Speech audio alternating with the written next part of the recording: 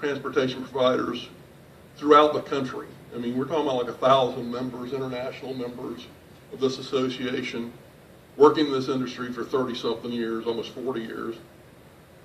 The whole intent of the hourly rate that I've ever observed in the practices that are used throughout the country of the U.S. is to separate a type of service from demand responsive service. Demand responsive service is generally considered taxi cab service. And taxi cab providers are generally required to meet service standards of 24 hours a day, every area of the community. Generally, the higher or more expensive transportation modes, meaning sedan cars, limousine, stretch limousines, whatever else, I can stretch them from here to the block away. I mean, you've seen all these different things. But they're considered a higher priced hourly transportation. Generally, some of them, it's not just $50 an hour or $50 minimum, but most of them have 3-hour minimums. I mean, so literally, you're talking about multiples of $50 because you're talking about a vehicle that's very expensive. Also, generally, they are not held to the same standard as the taxi cab industry of having to give the 24-hour service at a taxi cab meter rate that you control, and almost every municipality in the country has a meter rate that is controlled by some regulatory body. So the point is that how do you keep, during slow times, limousine operators or sedan car operators from coming onto cab stands and hawking their wares for less than the meter rate in a taxi cab? Hence the $50 an hour, or $50 every 3 hours, or $75 every hour, or whatever it may be. In the Orange County area, it's a higher rate than even the $50 to separate these entities. So I think the $50 is a good price, still stands. It's still probably twice as much as the average taxi cab trip, and it segments the services from each other, from them walking on each other during slow times. During busy times, it's not hardly ever an issue.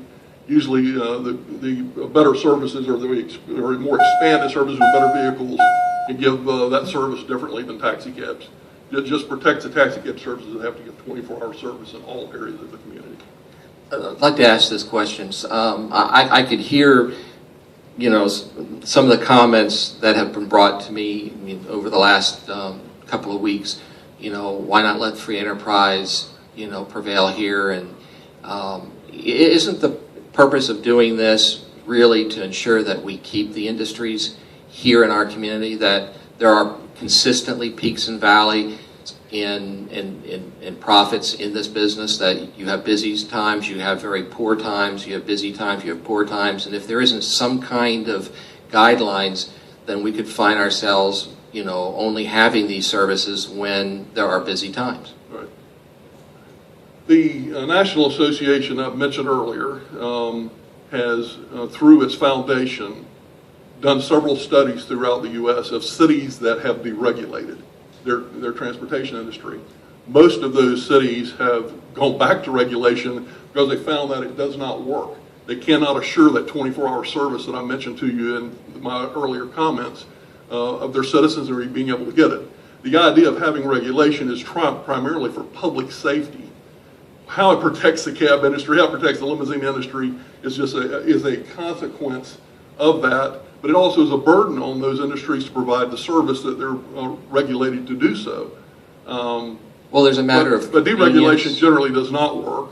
I've gotten up about 2 months ago, kind of not even on a subject, just to say how much I appreciate the local PTC of the regulatory body of Hillsborough County, not because it's all for my benefit, because I find myself right in the middle. Half the time something comes up, I'm on the good side. Half the time it comes up, I'm on the bad side.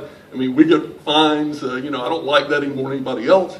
We're regulated, but the other side, at the end of the day, it's fair. It's in the interest of public safety. Again, I said before, Orange County wishes they had the regulation you have here. There may be operators over there that don't want it, but because it leaves them a free hand to do whatever they want to do.